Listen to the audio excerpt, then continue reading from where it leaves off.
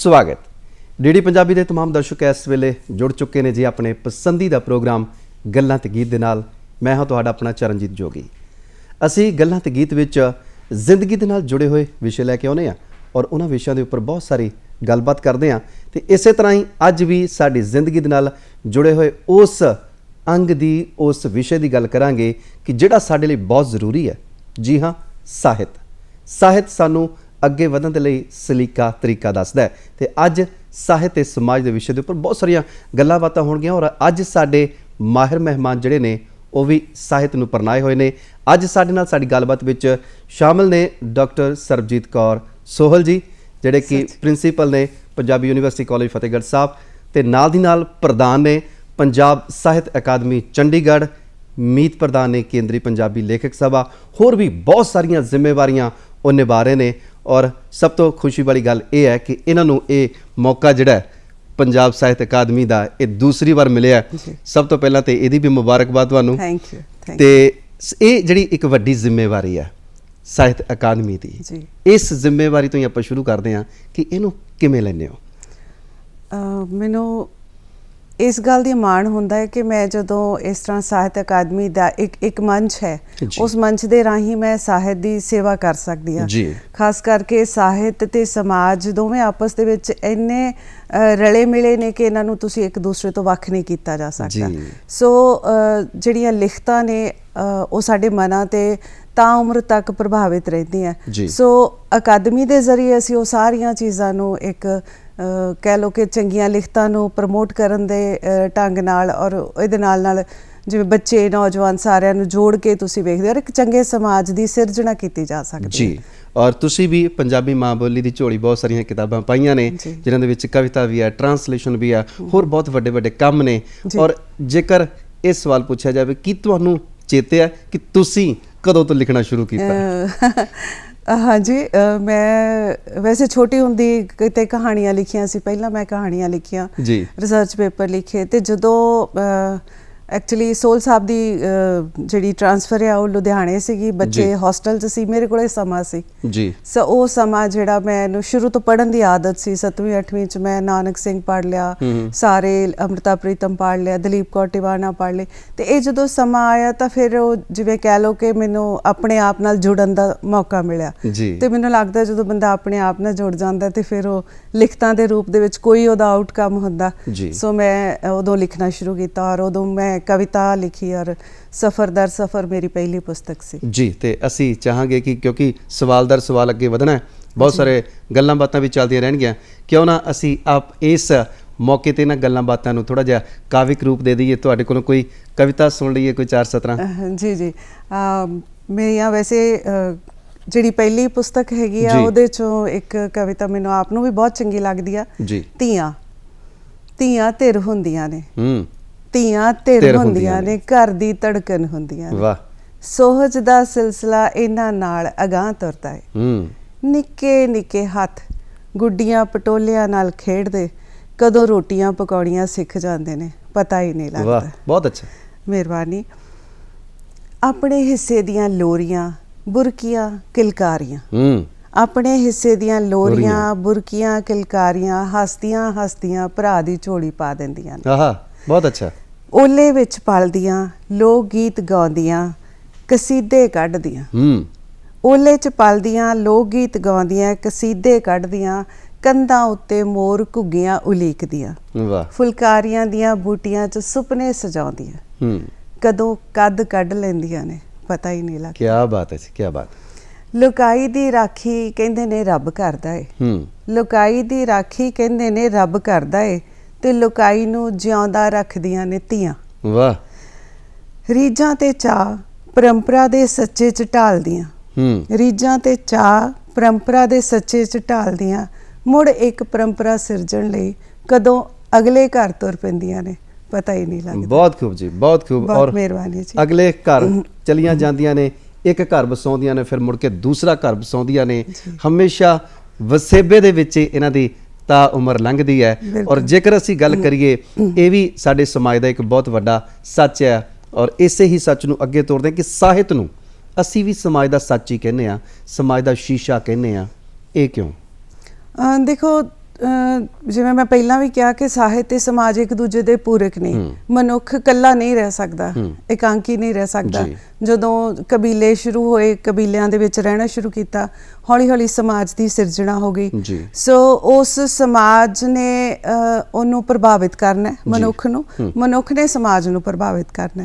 ਜਿਹੜਾ ਹੁਣ ਸਮਾਂ ਆ ਗਿਆ ਉਹਦੇ 'ਚ ਤਾਂ ਇੱਥੋਂ ਤੱਕ ਹੋ ਗਿਆ, ਜੇ ਆਪਾਂ ਕਰੀਏ ਕਿ ਜਿਹੜਾ ਆਧੁਨਿਕ ਸਮਾਂ ਹੈਗਾ ਉਹਦੇ 'ਚ ਮੋਬਾਈਲ ਆ, ਤੁਹਾਡੇ ਆਲੇ ਦੁਆਲੇ ਇੰਨੀ ਕੁ ਸੂਚਨਾ ਹੈ ਕਿ ਤੁਹਾਨੂੰ ਪਤਾ ਨਹੀਂ ਲੱਗਦਾ ਕਿ ਸੱਚ ਕੀ ਹੈ ਤੇ ਗਲਤ ਕੀ ਹੈ ਨਾ, ਸਹੀ ਗਲਤ। ਤੇ ਉਸ ਸੂਚਨਾ ਨੇ ਤੁਹਾਨੂੰ ਕਾਬੂ ਕੀਤਾ ਹੋਇਆ ਇਸ ਵੇਲੇ। ਮੰਨ ਲਓ ਤੁਹਾਡਾ ਮੋਬਾਈਲ ਫੋਨ ਆ, ਤੁਹਾਡੀ ਲੋਕੇਸ਼ਨ ਸਾਰੀਆਂ ਥਾਵਾਂ ਤੇ ਤੁਰੀ ਫਿਰਦੀ ਆ। ਮੈਂ ਇੱਥੇ ਬੈਠੀ ਆ ਤਾਂ ਮੈਨੂੰ ਪਤਾ ਆ, ਕੋਈ ਵੀ ਮੈਨੂੰ ਟਰੇਸ ਕਰ ਸਕਦਾ ਕਿ ਮੈਂ ਜਲੰਧਰ ਇਸ ਵੇਲੇ ਦੂਰਦਰਸ਼ਨ ਕੇਂਦਰ ਤੇ ਆ। ਫਿਰ ਤੁਹਾਡਾ ਜਿਹੜਾ ਹੈਗਾ ਇਹਦੇ ਨਾਲ ਨਾਲ ਆਧਾਰ ਕਾਰਡ, ਵੈਕਸੀਨੇਸ਼ਨ ਤੁਹਾਡੀ ਹੋਈ ਹੈ। ਮਤਲਬ ਇੱਕ ਤਰ੍ਹਾਂ ਨਾਲ ਬੰਦੇ ਨੂੰ ਕੰਪਿਊਟਰ ਦੀ ਪ੍ਰੋਗਰਾਮਿੰਗ 'ਚ ਢਾਲ ਦਿੱਤਾ ਗਿਆ। ਔਰ ਮੈਨੂੰ ਲੱਗਦਾ ਆਉਣ ਵਾਲਾ ਸਮਾਂ, ਮੈਂ ਕਿਤੇ ਪੜ੍ਹ ਵੀ ਰਹੀ ਸੀ, ਇੱਕ ਚਿਪ ਆਉਣੀ ਆ, ਉਹ ਬੰਦੇ ਦੇ ਅੰਦਰ ਪੈ ਜਾਣੀ ਆ, ਉਹਦੇ ਨਾਲ ਉਹਦਾ ਸਾਰਾ ਡਾਟਾ ਨਿਕਲ ਜਾਣਾ ਵੀ ਇਹਨੂੰ ਆਹ ਵੈਕਸੀਨੇਸ਼ਨ ਹੋਈ ਆ, ਆਹ ਕਿਤਾਬਾਂ ਲਿਖੀਆਂ, ਇਹ ਠੀਕ ਕੰਮ ਕਰਦਾ, ਇਹ ਗਲਤ ਕੰਮ ਕਰਦਾ, ਤੇ ਉਹਨੂੰ ਆਪਣੇ ਅਨੁਸਾਰ ਹੀ ਢਾਲਣਾ। ਚਲੋ ਇੰਨੀ ਗੱਲ ਤਾਂ ਠੀਕ ਆ ਕਿ ਚਿੱਪ ਪੈ ਜਾਵੇ, ਕਿਤੇ ਇਹ ਨਾ ਹੋਵੇ ਕਿ ਸਾਨੂੰ ਚਾਰਜ ਤੇ ਲਾਉਣਾ ਪਵੇ।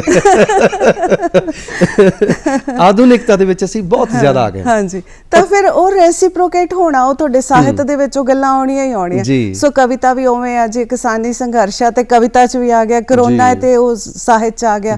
ਸੋ ਦੋਨੇ ਚੀਜ਼ਾਂ ਸਮਾਜ ਦੇ ਵਿੱਚ ਜੋ ਕੁਝ ਹੋ ਰਿਹਾ ਉਹ ਸਾਹਿਤ 'ਚ ਆਉਣਾ ਹੈ। ਤੇ ਸਾਹਿਤ ਇੱਥੋਂ ਤੱਕ ਮੈਂ ਤਾਂ ਕਹਿੰਦੀ ਹੁੰਦੀ ਕਿ ਸ਼ੇਪ ਅਪ ਕਰ ਸਕਦਾ ਮਨੁੱਖ ਨੂੰ। ਜੇ ਚੰਗਾ ਸਾਹਿਤ ਆ, ਜਿਵੇਂ ਅੱਜ ਵੀ ਅਸੀਂ ਸ਼ਿਵ ਪੜ੍ਹਦੇ ਹਾਂ ਜਾਂ ਇਨਕਲਾਬੀ ਸਾਹਿਤ ਪੜ੍ਹਦੇ ਹਾਂ, ਤਾਂ ਉਹ ਤੁਹਾਨੂੰ ਜੋਸ਼ ਦਿੰਦਾ। ਹੁਣ ਤੁਸੀਂ ਵੇਖੋ ਕਿਸਾਨੀ ਸੰਘਰਸ਼ ਦੇ ਵਿੱਚ ਵੀ ਈਵਨ ਕਿੰਨੀਆਂ ਜੋਸ਼ੀਲੀਆਂ ਕਵਿਤਾਵਾਂ ਉਸ ਤਰ੍ਹਾਂ ਦੀਆਂ ਲਿਖੀਆਂ ਜਾਣ ਲੱਗ ਪਈਆਂ। ਬਹੁਤ ਸਾਰੇ ਸਾਹਿਤ ਦੇ ਜਿੱਦਾਂ ਰਸ ਨੇ, ਕੋਈ ਸ਼ਿੰਗਾਰ ਰਸ ਹੈ, ਕੋਈ ਹਾਸ ਰਸ ਆ, ਕੋਈ ਇਸ ਤਰ੍ਹਾਂ ਵੀਰ ਰਸ ਆ।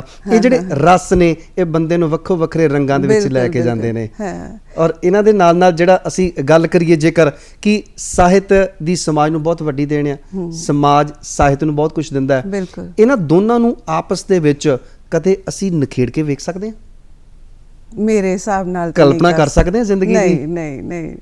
ਮੈਨੂੰ ਲੱਗਦਾ ਕਿ ਜੇ ਆ ਹੁਣ ਕਰੋਨਾ ਕਾਲ ਦੇ ਵਿੱਚ ਅਸੀਂ ਆਪ ਤੇ ਇੱਕ ਪ੍ਰਿੰਸੀਪਲ ਵਜੋਂ ਵੀ ਅਸੀਂ ਬੱਚਿਆਂ ਨੂੰ ਕਿਤਾਬਾਂ ਕਹੀਆਂ ਵੀ ਕਿਤਾਬਾਂ ਨਾਲ ਜੁੜ ਜਾਓ। ਜਿਹੜਾ ਬੰਦਾ ਕਿਤਾਬਾਂ ਨਾਲ ਜੁੜ ਗਿਆ, ਸਾਹਿਤ ਪੜ੍ਹਨ ਲੱਗ ਗਿਆ, ਇੱਕ ਤਾਂ ਉਹ ਸੰਵੇਦਨਸ਼ੀਲ ਹੋ ਗਿਆ।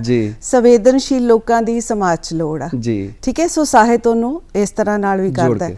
ਦੂਸਰਾ ਹੈਗਾ ਕਿ ਜਦੋਂ ਅਸੀਂ ਕਿਤਾਬਾਂ ਨਾਲ ਜੁੜਦੇ ਹਾਂ ਤਾਂ ਸਾਡੀ ਬਹੁਤ ਸਾਰੇ ਵਿਕਾਰਾਂ ਤੋਂ ਵੀ ਬਚੇ ਰਹਿੰਦੇ ਹਾਂ, ਹੈ ਨਾ। ਉਹ ਜਿਹੜੇ ਵਿਕਾਰ ਸਾਨੂੰ ਹਰ ਵੇਲੇ ਤੰਗ ਕਰਦੇ ਨੇ, ਸਮੱਸਿਆਵਾਂ 'ਚ ਪਾਉਂਦੇ ਨੇ, ਉਹਨਾਂ ਤੋਂ ਜਦੋਂ ਬੰਦਾ ਬਚਦਾ ਤੇ ਮੈਨੂੰ ਲੱਗਦਾ ਵੀ ਇਹ ਦੋਨੇ ਚੀਜ਼ਾਂ ਇੱਕ ਦੂਜੇ ਦੇ ਨਾਲ ਹੀ ਨੇ, ਇੱਕ ਦੂਜੇ ਤੋਂ ਬਿਨਾਂ ਤਾਂ ਇਹਨਾਂ ਦੀ ਹੋਂਦ ਹੈ ਹੀ ਨਹੀਂ। ਸਰਦੀਆਂ ਜਦੋਂ ਹੁੰਦੀਆਂ ਉਦੋਂ ਤੁਸੀਂ ਘਰ ਦੇ ਵਿੱਚ ਕਦੇ ਕੋਈ ਪੰਜੀਰੀ ਵਗੈਰਾ ਜਾਂ ਪਿੰਨੀਆਂ ਵਗੈਰਾ ਵੀ ਬਣਾਉਣੇ ਹੋਣਗੇ, ਉਹਦੇ ਵਿੱਚ ਬਹੁਤ ਕੁਝ ਪਾਇਆ ਜਾਂਦਾ ਹੈ। ਕੋਈ ਅਲਸੀ ਦੀ ਵੀ ਬਣਾਉਂਦਾ, ਮੂੰਗੀ ਪਾਉਂਦਾ, ਕੋਈ ਹੋਰ ਕੁਝ ਪਾਉਂਦਾ ਤੇ ਬਹੁਤ ਸੋਹਣੀ ਫਿਰ ਪਿੰਨੀ ਜੀ ਬਣਦੀ ਹੈ। ਇਸੇ ਤਰ੍ਹਾਂ ਸਾਹਿਤ ਦੇ ਵਿੱਚ ਵੀ ਬਹੁਤ ਕੁਝ ਪੈਂਦਾ ਹੈ, ਬਹੁਤ ਕੁਝ ਹੁੰਦਾ ਹੈ। ਸਾਡੇ ਦਰਸ਼ਕਾਂ ਨੂੰ ਦੱਸ ਦਿਓ, ਕਿਉਂਕਿ ਇਕੱਲਾ ਸਾਹਿਤ ਕਿਤੇ ਅਸੀਂ ਕਵਿਤਾ ਨੂੰ ਨਾ ਸਮਝਦੇ ਰਹੀਏ।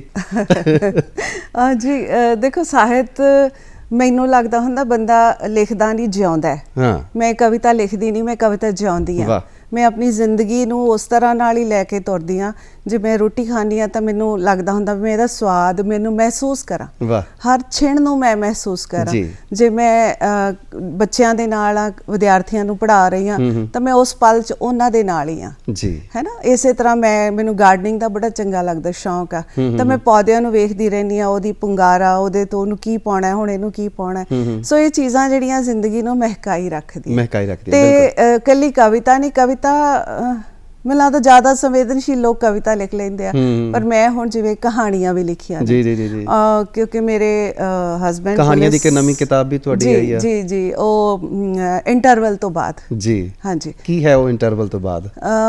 ਜਿਹੜੀ ਇੰਟਰਵਲ ਤੋਂ ਬਾਅਦ ਹੈ ਉਹ ਕਹਾਣੀ ਇਸ ਤਰ੍ਹਾਂ ਆ ਕਿ ਜਿਵੇਂ ਸਾਡੇ ਸਮਾਜ ਦੇ ਵਿੱਚ ਛੋਟੀ ਜਿਹੀ ਬੱਚੀ ਆ, ਜਿੱਦਾਂ ਮੀ ਟੂ ਦਾ ਕਨਸੈਪਟ, ਤਾਂ ਛੋਟੀ ਜਿਹੀ ਬੱਚੀ ਨੂੰ ਪਤਾ ਹੀ ਨਹੀਂ ਲੱਗਦਾ ਕਿ ਉਹਦੇ ਨਾਲ ਅਬਿਊਜ਼ ਕਦੋਂ ਹੋ ਜਾਂਦਾ, ਉਹਦਾ ਸ਼ੋਸ਼ਣ ਕਿਵੇਂ ਹੁੰਦਾ।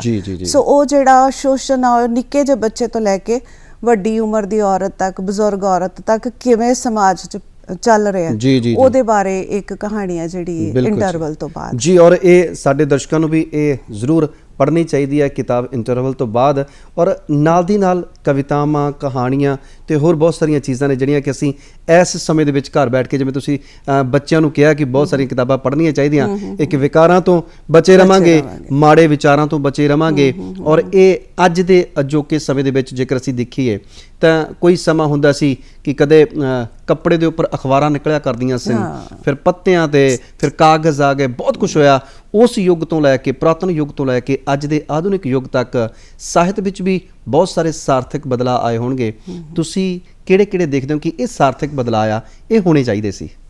ਦੇਖੋ, ਜਿਵੇਂ ਬਹੁਤ ਸਾਰੀਆਂ ਲਹਿਰਾਂ ਆਈਆਂ। ਪਹਿਲਾਂ ਆਪਾਂ ਕਹਿੰਦੇ ਸੀਗੇ ਸਮਾਜਿਕ ਮੁੱਦੇ ਹੀ ਮੁੱਖ ਹੁੰਦੇ ਸੀ, ਫਿਰ ਯਥਾਰਥਵਾਦੀ ਆ ਗਿਆ, ਫਿਰ ਉਸ ਤੋਂ ਬਾਅਦ ਕ੍ਰਾਂਤੀਕਾਰੀ ਸਾਹਿਤ ਆ ਗਿਆ, ਪ੍ਰਯੋਗਵਾਦੀ ਆ ਗਿਆ, ਆਧੁਨਿਕ ਆ ਗਿਆ, ਉੱਤਰ ਆਧੁਨਿਕ ਆ ਗਿਆ।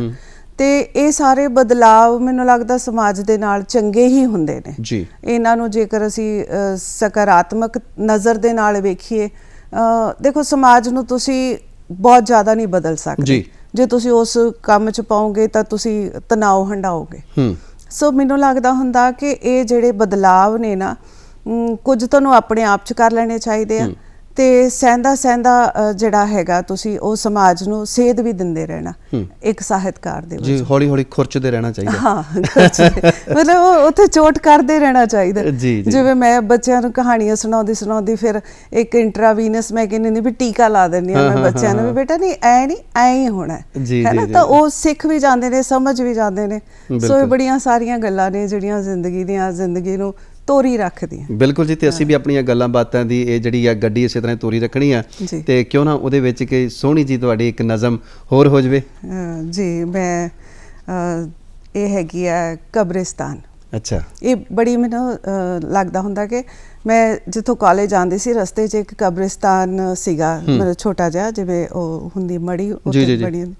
ਤੇ ਮੈਂ ਜਦੋਂ ਜਾਣਾ ਤੇ ਮੈਨੂੰ ਲੱਗਣਾ ਕਿ ਥੋੜਾ ਜਿਹਾ ਇੱਧਰ ਹੋ ਗਿਆ, ਕਦੀ ਮੈਨੂੰ ਲੱਗਣਾ ਥੋੜਾ ਜਿਹਾ ਇੱਧਰ, ਇੱਥੇ ਨਹੀਂ ਸੀ, ਇੱਥੇ ਸੀ। ਡਰ ਲੱਗਣਾ? ਨਹੀਂ, ਡਰ ਨਹੀਂ ਸੀ ਲੱਗਦਾ। ਮੈਨੂੰ ਲੱਗਦਾ ਉਹ ਆਪਣੀ ਥਾਂ ਬਦਲ ਰਿਹਾ। ਅੱਛਾ। 6 ਮਹੀਨੇ ਮੇਰੇ ਦਿਮਾਗ 'ਚ ਇਹ ਗੱਲ ਚੱਲਦੀ ਰਹੀ, ਮੈਂ ਉੱਥੋਂ ਲੰਘਣਾ, ਉਹਨੂੰ ਵੇਖਣਾ।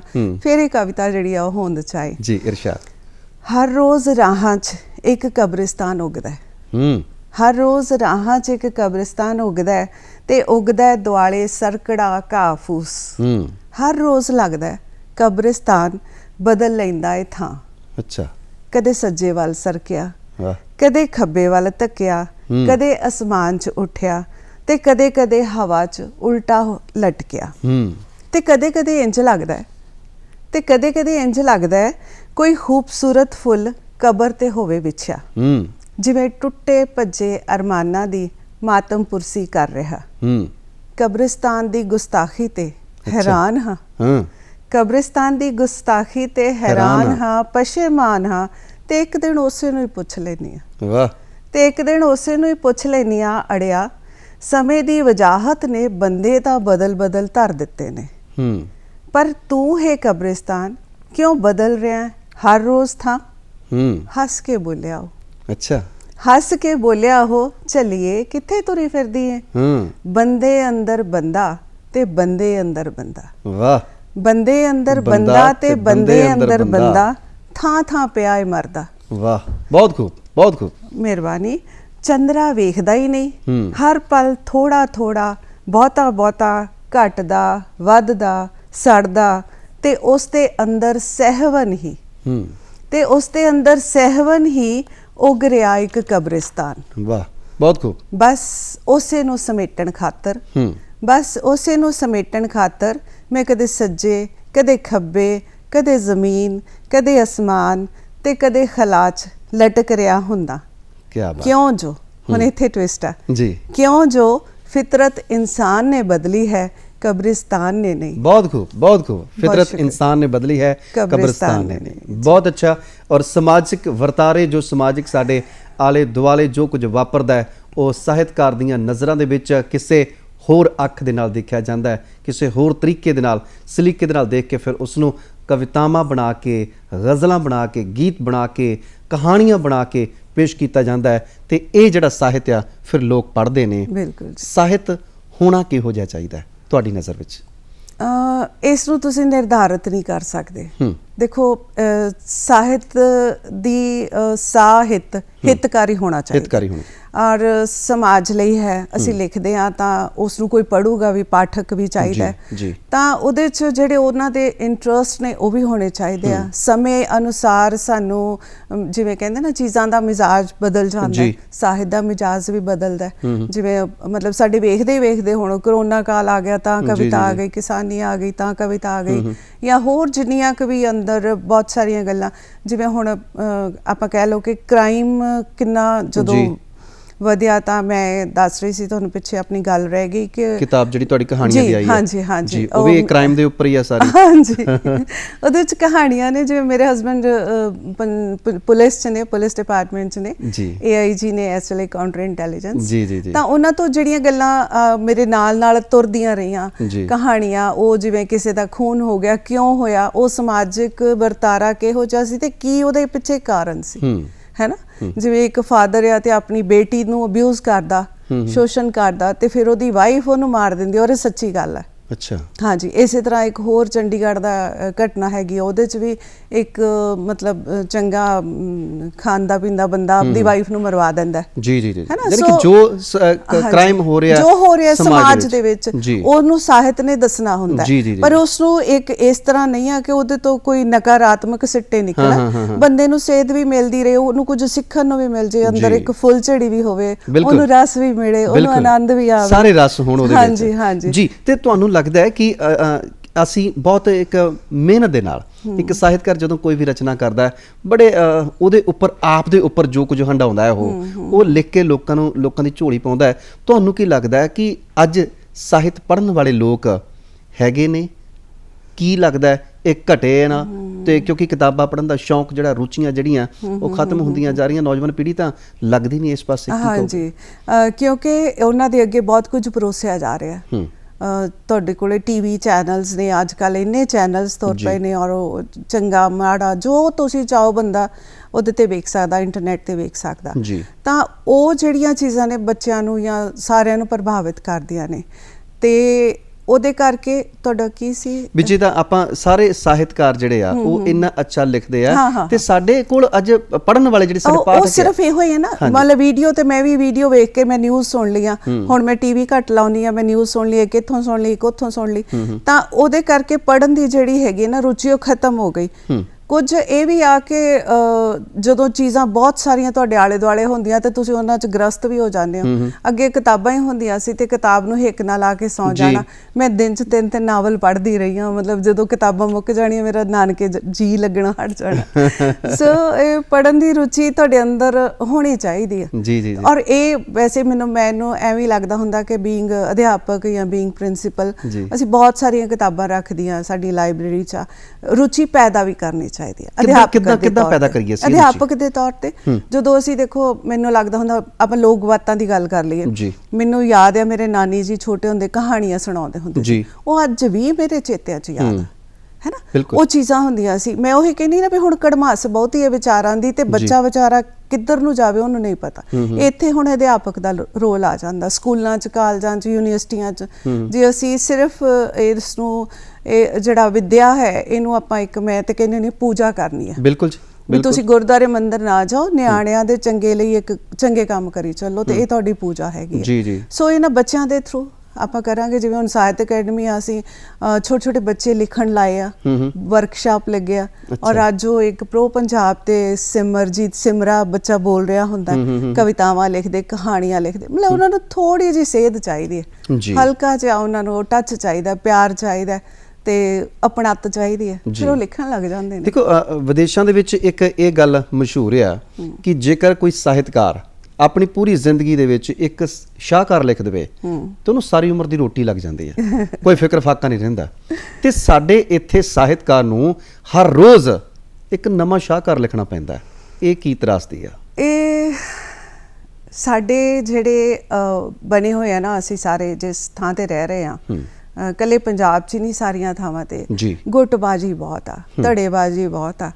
ਤੇ ਉਹਦੇ 'ਚ ਤੁਹਾਨੂੰ ਮਤਲਬ ਇਹ ਨਹੀਂਗਾ ਕਿ ਤੁਸੀਂ ਬਹੁਤ ਚੰਗਾ ਲਿਖ ਰਹੇ ਹੋ ਤੇ ਤੁਹਾਨੂੰ ਉਸ ਗੱਲ ਦੀ ਉਹ ਉਸ ਤਰ੍ਹਾਂ ਨਾਲ ਪ੍ਰਸ਼ੰਸਾ ਜਾਂ ਤੁਹਾਡੇ ਆਲੋਚਕ ਵੀ ਹੋਣਗੇ। ਨਿਰਸਵਾਰਥ ਹੋ ਕੇ ਅਸੀਂ ਆਲੋਚਨਾ ਦੇ ਨਾਲ ਨਹੀਂ ਜੋੜਦੇ।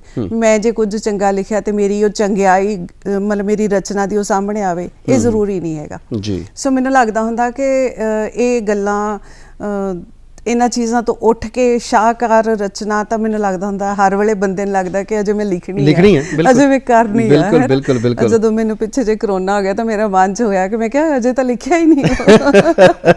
ਨਹੀਂ, ਜੋ ਲਿਖਿਆ ਬਹੁਤ ਕੁਝ ਸੋਹਣਾ ਲਿਖਿਆ। ਆਉਣ ਵਾਲੇ ਸਮੇਂ ਦੇ ਵਿੱਚ ਵੀ ਸਾਨੂੰ ਬਹੁਤ ਸਾਰੀਆਂ ਆਸਾਂ ਉਮੀਦਾਂ ਨੇ ਤੁਹਾਡੇ ਕੋਲੋਂ, ਪਰ ਇਹਨਾਂ ਆਸਾਂ ਉਮੀਦਾਂ ਦੇ ਵਿਚਕਾਰ ਇੱਕ ਕਵਿਤਾ ਦਾ ਫੁੱਲ ਹੋਰ ਖਿੜ ਜਾਵੇ ਤਾਂ ਮਹਿਕਾਂ ਹੋਰ ਵੀ ਸੋਹਣੀਆਂ ਹੋ ਜਾਣਗੀਆਂ ਜੀ। ਇੱਕ ਬਹੁਤ ਛੋਟੀ ਜਿਹੀ ਸੀ, ਉਹਦੀਆਂ 2 ਸਤਰਾਂ ਹੀ ਸਭ ਨੂੰ ਆ ਗਈਆਂ ਕਿ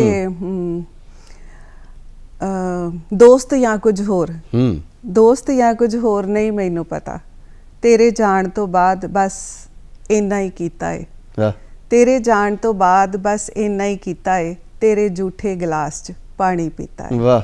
ਜਾਂ ਇੱਕ ਹੋਰ ਛੋਟੀ ਜਿਹੀ ਹੈ, ਤੂੰ ਤਾਲ ਕਾਇਆ ਵਿਸ਼ਾਲ, ਤੂੰ ਤਾਲ ਕਾਇਆ ਵਿਸ਼ਾਲ, ਮੈਂ ਮਿੱਟੀ ਦੀ ਡਲੀ, ਪੂਰੀ ਦੀ ਪੂਰੀ ਖੁਰ ਕੇ ਤੇਰੇ ਅੰਦਰ, ਤੈਨੂੰ ਆਪਣੇ ਰੰਗ 'ਚ ਰੰਗ ਗਈ। ਵਾਹ, ਬਹੁਤ ਅੱਛਾ, ਮਿਹਰਬਾਨੀ, ਬਹੁਤ ਅੱਛਾ।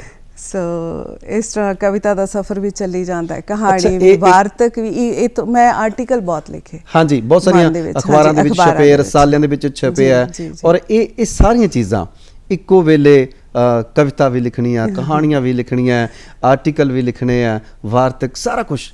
ਇਹ ਕਿੱਦਾਂ ਸਮੋਨੇ, ਕਿੱਦਾਂ ਸਾਰੀਆਂ ਜ਼ਿੰਮੇਵਾਰੀਆਂ ਨਿਭਾਉਂਦੇ ਹੋ? ਉਹਦੇ ਨਾਲ ਮੈਨੂੰ ਘਰ ਦੀਆਂ ਵੀ ਹੁੰਦੀਆਂ, ਘਰ ਦੀਆਂ ਵੀ ਜ਼ਿੰਮੇਵਾਰੀਆਂ ਆ। ਹਾਂਜੀ, ਦੋਸਤ ਮਿੱਤਰ ਰਿਸ਼ਤੇਦਾਰ ਅਕਾਦਮੀ ਦੀਆਂ। ਮੈਨੂੰ ਲੱਗਦਾ ਜਦੋਂ ਮੈਂ ਕੰਮ ਕਰਦੀ ਹਾਂ ਤਾਂ ਮੈਂ ਤੰਦਰੁਸਤ ਰਹਿੰਦੀ ਹਾਂ। ਜਿੰਨਾ ਕੰਮ ਵਧੇਰੇ ਹੋਵੇ ਮੈਂ ਥੋੜੀ ਠੀਕ ਰਹਿੰਦੀ ਹਾਂ। ਜੇ ਕੰਮ ਘੱਟ ਜਾਂਦਾ ਮੈਨੂੰ ਲੱਗਦਾ ਹੁੰਦਾ ਸਿਰ ਦੁਖਦਾ ਜਾਂ ਪਤਾ ਨਹੀਂ ਕੀ ਹੁੰਦਾ ਜਾਂ ਏਦਾਂ ਹੁੰਦਾ। ਸੋ ਜ਼ਿੰਮੇਵਾਰੀਆਂ ਠੀਕ ਹੈ, ਜਿੰਨੀ ਦੇਰ ਪਰਮਾਤਮਾ ਕਰਾਈ ਜਾ ਰਿਹਾ। ਹੁਣ ਬੜੀਆਂ ਸਾਰੀਆਂ ਅਸੀਂ ਸੋਚਿਆ ਸਾਹਿਤ ਅਕੈਡਮੀ ਵੱਲੋਂ, ਕਿਉਂਕਿ ਹੁਣ ਤੁਹਾਨੂੰ ਆਪਣੇ ਆਪ ਨੂੰ ਵੀ ਤੁਹਾਨੂੰ ਸਮਝ ਵੀ ਆ ਗਈ, ਤੁਸੀਂ ਸਿੱਖ ਵੀ ਲਿਆ।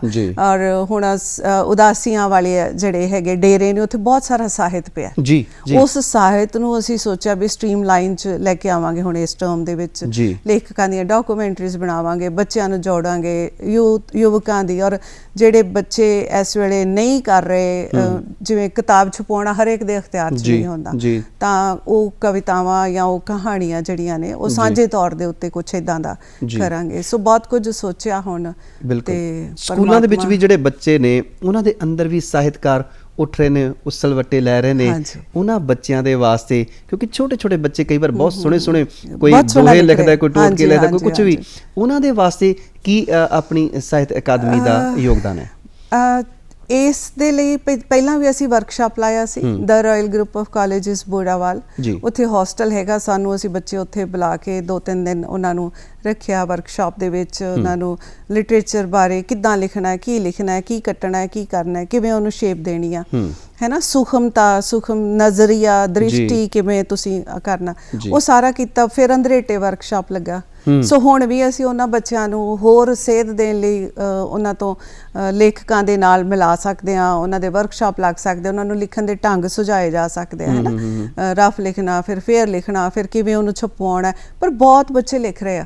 5ਵੀਂ 'ਚ ਬੱਚਾ ਪੜ੍ਹਦਾ ਹੈ ਤੇ ਉਹ ਵੀ ਲਿਖ ਰਿਹਾ। ਹਾਂ, ਪਿੱਛੇ ਜੇ ਇੱਕ ਸਫ਼ਰਨਾਮਾ ਲਿਖਿਆ ਅੰਦਰੇਟੇ ਦੀ ਯਾਤਰਾ, ਨਵਨੀਤ ਹੈ ਬੱਚੀ, ਉੱਥੇ ਅੰਦਰੇਟੇ ਗਈ ਸੀ ਸਾਡੇ, ਉਹਨੇ ਔਰ ਇੰਨੀ ਸੂਖਮ ਵੀ ਅਸੀਂ ਫੋਨ ਚਾਰਜਰ ਤੇ ਲਾਇਆ, ਅਸੀਂ ਆਹ ਕੀਤਾ, ਅਸੀਂ ਉਹ ਕੀਤਾ, ਖਾਣਾ ਸਵਾਦ ਸੀ, ਇੰਨੀ ਬਰੀਕ ਬੀਨੀ ਨਾਲ। ਮਤਲਬ ਮੈਨੂੰ ਉਸ ਬੱਚੀ ਨੇ ਉਸ ਸਫ਼ਰਨਾਮੇ 'ਚ ਮੈਂਸ਼ਨ ਕੀਤਾ ਵੀ ਮੈਨੂੰ ਲੱਗਦਾ ਹੁੰਦਾ ਕਿ ਥੋੜਾ ਜਿਹਾ ਅਸੀਂ ਕਿਣਕਾ ਭਾਰੀ ਮਾੜੀ ਜੀ ਉਹਨਾਂ ਨੂੰ ਉਂਗਲ ਫੜਾਉਂਦੇ ਆ ਤੇ ਫਿਰ ਉਹ ਤੁਰ ਪੈਂਦੇ ਨੇ ਜੀ। ਤੇ ਸਾਡੇ ਇਸ ਪ੍ਰੋਗਰਾਮ ਦੇ ਵਿੱਚ ਜਾਂਦੇ ਜਾਂਦੇ ਕੀ ਸੁਨੇਹਾ ਦੇਣਾ ਚਾਹੁੰਦੇ ਹੋ ਸਮਾਜ ਨੂੰ, ਸਾਹਿਤਕਾਰਾਂ ਨੂੰ, ਪਾਠਕਾਂ ਨੂੰ, ਕਿ ਉਹ ਇਸ ਤਰੀਕੇ ਨਾਲ ਜੁੜ ਕੇ ਰਹਿਣ ਕਿ ਆਪਸ ਦੇ ਤਿੰਨੋਂ ਹੀ ਪੂਰਕ ਰਹਿਣ?